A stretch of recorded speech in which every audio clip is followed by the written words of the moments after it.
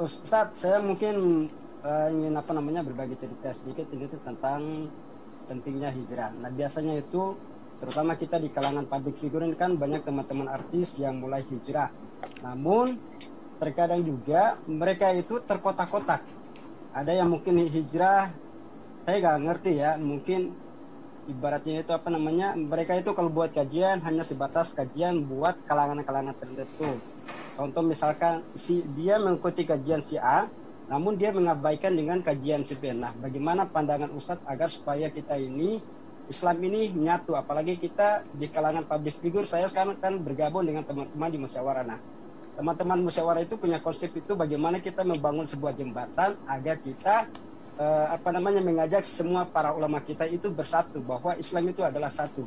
Nah, Masya Allah. Pencerahan dari Ustadz untuk memberikan pencerahan kepada kami. Subhanallah. Nah.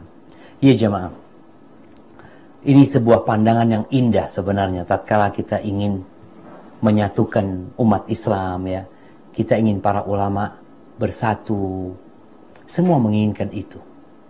Tapi ternyata Rasulullah Sallallahu Alaihi Wasallam sudah mengatakan, kalau orang yang hidup setelah aku mati, dia akan melihat banyak perselisihan. Ini sebuah kodrat yang tidak bisa dipungkiri. فَإِنَّهُ مَنْ يَعِشْ مِنْكُمْ بَعْدِي فَسَيَرَى اخْتِلَافًا كَثِيرًا. Yang hidup setelah aku mati akan melihat banyak perselisihan, dan semua merasa dia yang benar. Dan itu sudah terjadi setelah meninggalnya Rasul Sallallahu Alaihi Wasallam. Muncul kelompok A, muncul kelompok B, terus. Bahkan kita tahu siapa yang membunuh Uthman bin Affan. Muslim. Siapa yang membunuh Ali bin Abi Thalib? Siapa yang membunuh Ali bin Abi Thalib? Orang kafir. Orang yang hafal Al-Quranul Karim. Guru ngaji. Dan dia membunuh Ali bin Abi Thalib, ingin masuk surga. Bayangkan jamaah. Dia bukan ingin masuk neraka, dia bukan sedang melakukan dosa. Dia menganggap itu adalah ketaatan. Maka kalau bicara bagaimana sekarang melihat banyaknya perselisihan, kita ingin semua menyatu. Nah, caranya Rasulullah SAW sudah memberikan kepada kita solusi. Apa kata beliau alaihissalatu wassalam? Kalau kalian ingin bersatu, ingin tetap sampai ke surgaku, fa'alaikum bisunnati. Ikutin sunnahku, kata Nabi SAW. Wa sunnatil khulafa'ir rasyidin al-mahdiyin min ba'di. Ikuti sunnah-sunnah khalifah-khalifah setelah aku. Ikutin sunnahnya Abu Bakar, ikutin sunnahnya Umar, ikutin sunnahnya Uthman, ikutin sunnahnya Ali bin Abi Thalib. Tamassaku biha, kalian berpegang teguhlah dengannya. Wa'addu 'alaiha bin nawajid, kalian gigit dengan gigi geraham kalian. Wa iyyakum wa muhdatsatil umur, hati-hati dengan perkara-perkara yang baru dalam urusan agama ini. Fa inna kulla muhdatsatin bid'ah, sesungguhnya setiap perkara yang baru dalam urusan agama itu disebut bid'ah. Wa kullu bid'atin dhalalah. Jadi usaha untuk menyatukan umat, ya, itu harus menjadi target seorang muslim. Tapi pertanyaannya, kita mau satukan mereka di atas apa? Di atas sebuah partai? Kalau kita bicara partai, ya, ada banyak partai Islam. Di atas sebuah ormas, ada banyak ormas Islam. Dan semua mengaku ormas mereka mungkin yang paling benar. Di atas yayasan atau di atas apa?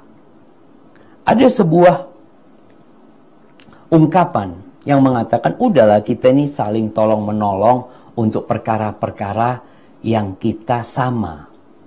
Untuk perkara yang berbeda, ya kita saling memaafkan. Ya, ungkapan ini ada benarnya, tapi ada salahnya. Benarnya di mana? Ketika mereka berpikir untuk bersatu, untuk saling memaafkan dalam perkara-perkara yang memang ada khilaf. Yang khilafnya memang boleh. Yang satu kunut, yang satu nggak kunut umpamanya. Ya, ini memang perkara-perkara yang ada beda pendapat. Dan alhamdulillah ada ruang di sana untuk berbeda pendapat, kita saling toleransi. Tapi ada perkara-perkara jamaah yang memang nggak bisa disatukan. Umpamanya kita bicara, ada kelompok yang mengkafirkan Abu Bakar As-Siddiq, yang mengkafirkan Umar bin Khattab, dan mereka berusaha ingin bareng-bareng. Udahlah. Yang kita tahu mungkin Syiah ya. Kemudian mungkin orang-orang yang berpemikiran Khawarij, yang mereka mudah mengkafirkan orang. Bahkan Abu Bakar, bahkan Utsman buat mereka kafir, Ali buat mereka kafir. Mungkinkah kita duduk bermajelis sama mereka? Enggak. Jadi intinya, alhamdulillah teman-teman yang sedang berusaha untuk menyatukan kawan-kawan ini. Tapi dia harus tahu di atas apa dia menyatukan. Ya berusaha jamaah. Ana sedih kalau melihat ya perpecahan yang terjadi. Tadi Ana sampaikan kalau bicara partai ya, ada P3, ada apa lagi, ada PKB, ada PKS, ada apa, semuanya masing-masing. Dan siapa yang menang? Ya, kalau umat Islamnya memikirkan diri mereka, bukan memikirkan agama mereka, ya yang akan terjadi seperti itu. Maka nasihat anak buat teman-teman yang ingin berusaha untuk menyatukan umat Islam, ketahuilah Nabi sudah memberikan solusi buat kita. Dengan itu baru kita akan bersatu.